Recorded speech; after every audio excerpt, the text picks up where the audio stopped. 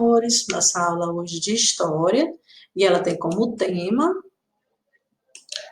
os trabalhadores escravizados e o café.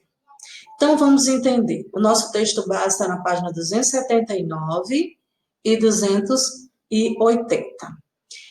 Vamos compreender como foi que aconteceu esse contexto. O cultivo do café era realizado em grandes fazendas, principalmente todo esse trabalho desse cultivo era feito por africanos escravizados.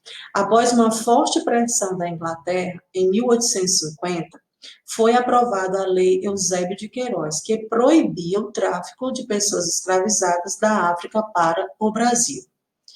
E, alguns anos depois, em 1871, se eu não estiver enganado, foi aprovada a Lei Áurea, que concedeu liberdade a todos os filhos de mães escravas nascidos a partir daquela data.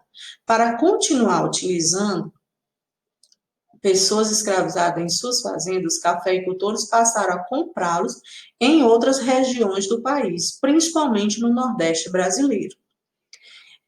Entretanto, diante da dificuldade cada vez maior de fazer o uso dessa mão de obra escravizada, alguns fazendeiros encontraram uma outra solução, que foi estimular a vinda de imigrantes. Assim, em muitas fazendas, pouco a pouco, os trabalhadores livres foram sendo substituídos por trabalhadores imigrantes. A mão de obra escrava, que foi tanto utilizada exaustivamente, ela foi sendo substituída por imigrantes. Nós vemos aqui como era feito o transporte. Os escravos, além de fazer o cultivo, ele também fazia o transporte. Aqui, nós vemos nessa imagem uma fazenda, aqui no centro, e vemos os escravos, as pessoas africanas escravizadas, fazendo o trabalho de coleta, de tratamento para que o café chegasse à mesa dos empresários.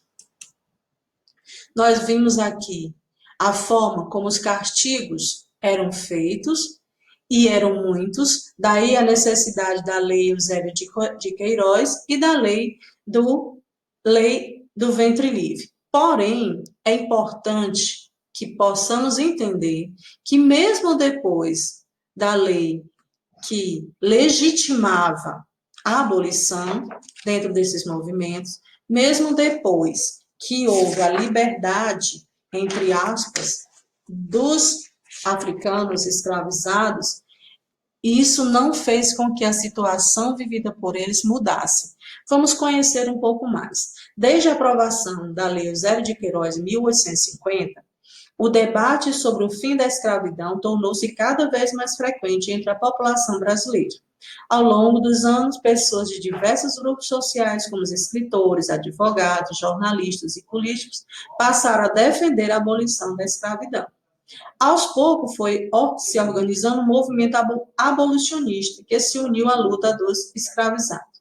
No dia 13 de maio de 1888, finalmente o governo brasileiro aprovou a Lei Áurea, que colocou fim à escravidão no Brasil.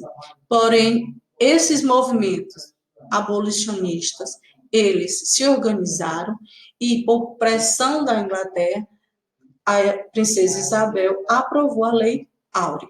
Porém, o fim da escravidão não se legitimou como se deveria legitimar. Os escravos, porém, livres, mas agora as suas condições eram quase as mesmas ou piores do que antes. E para que a gente possa entender,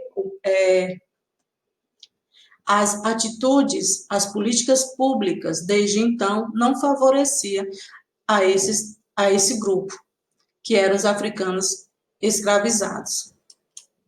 Então, essa foi a nossa aula de História, que possamos fazer uma ótima leitura. Nosso texto base está na página 279 e 280, que também possamos fazer as nossas atividades com alegria. Tenhamos todos uma boa tarde e até a próxima. Beijo, meus amores.